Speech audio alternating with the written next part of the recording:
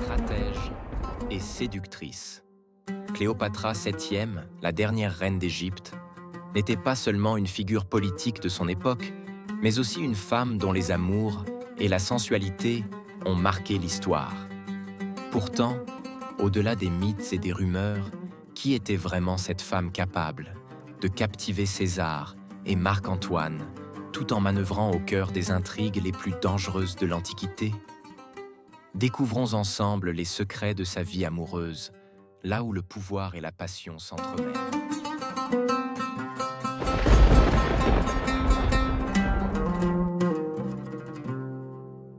Cléopâtre n'était pas une femme soumise dans ses relations. Au contraire, elle utilisait son intelligence et sa sensualité pour manipuler les hommes les plus puissants de son époque. Contrairement à l'image d'une femme dépendante de ses amants, elle était une stratège qui considérait ses relations comme des outils pour renforcer son pouvoir.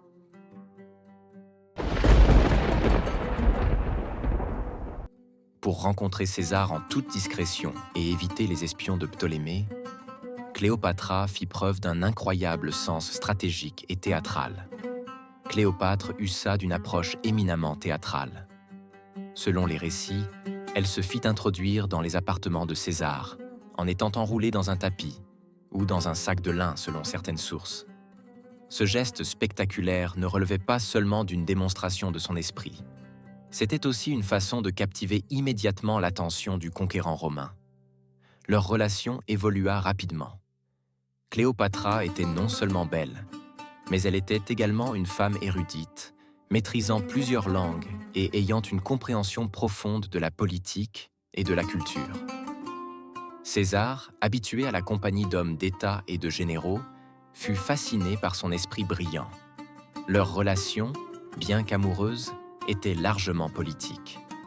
Elle donna naissance à un fils, Ptolémée XV, surnommé Césarion, que Cléopâtre considérait comme l'héritier légitime de César. Cependant, leur union était vue avec suspicion par les Romains, qui la considéraient comme une menace à leur république.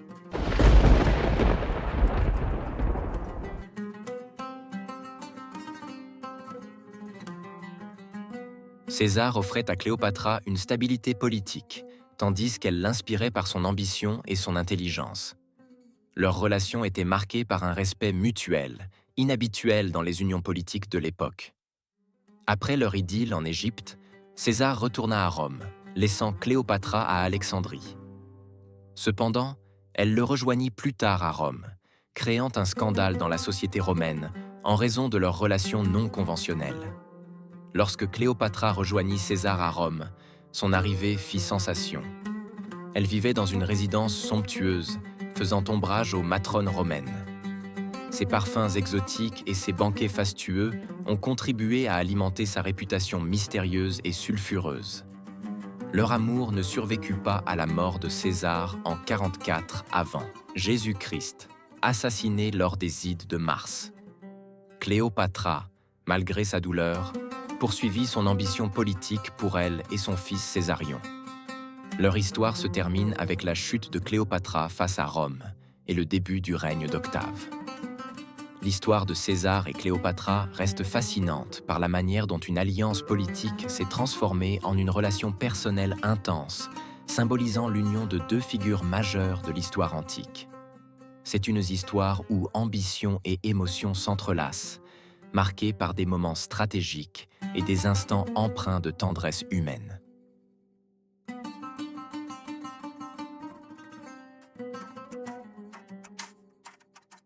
Avec Marc-Antoine, Cléopâtre vécut une relation encore plus intense et scandaleuse. Cléopâtre et Marc-Antoine ont marqué l'histoire par leur relation passionnée, scandaleuse et hautement politique. Leur liaison mêlait des aspects de romance, de stratégie et de pouvoir, ce qui a fait couler beaucoup d'encre à leur époque comme aujourd'hui. Voici un aperçu des moments clés et des exemples concrets de ce qui a alimenté le scandale autour de leur histoire. Cléopâtre savait comment impressionner et subjuguer. Lors de leur première rencontre à Tarse, elle se présenta sur une barge somptueuse, habillée en déesse Aphrodite. Les voiles du navire étaient pourpres, et elle était entourée de musiciens et de serviteurs. L'air était imprégné de parfums enivrants. Cette mise en scène théâtrale ne visait pas seulement à séduire Marc-Antoine, mais aussi à affirmer sa puissance et son statut divin. Antoine, charmé et impressionné, fut immédiatement captivé. Leur relation fut célèbre pour ses festins grandioses. On raconte qu'un banquet aurait coûté l'équivalent de plusieurs millions d'euros aujourd'hui. Un exemple célèbre est celui où Cléopâtra, pour démontrer son immense richesse, aurait dissous une perle d'une valeur inestimable dans du vinaigre avant de la boire. Cet acte symbolisait son mépris des richesses matérielles, car elle pouvait se permettre de gaspiller autant de richesses simplement pour impressionner son amant. Cléopâtra et Marc-Antoine se présentaient souvent comme des dieux vivants.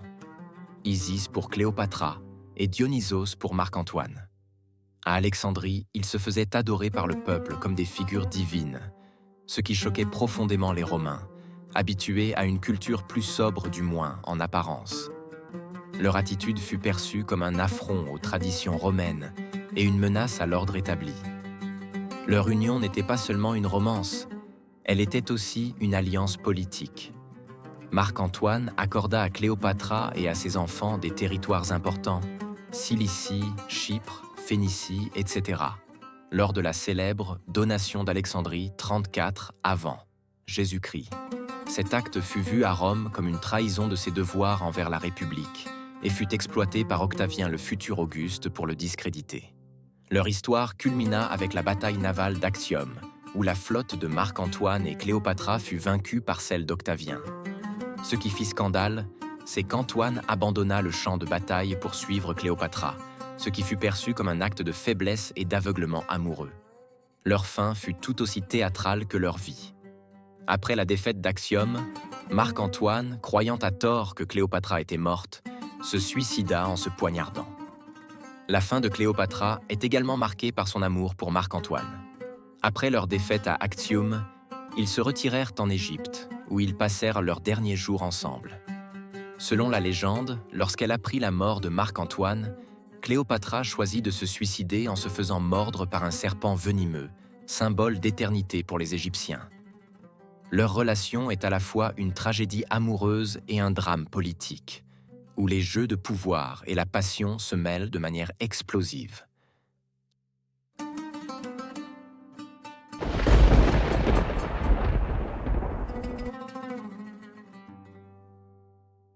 Cléopâtra reste une énigme. Femme de pouvoir, stratège et séductrice, elle a su marquer son époque et défier les conventions. Mais au-delà des mythes, elle était aussi une femme guidée par ses ambitions, ses passions et un amour inébranlable pour son royaume. À travers César et Marc-Antoine, elle a écrit une page de l'histoire où le pouvoir et le désir s'entrelacent. Alors, que pensez-vous de cette reine légendaire? Était-elle une manipulatrice sans pitié ou une femme en quête de grandeur?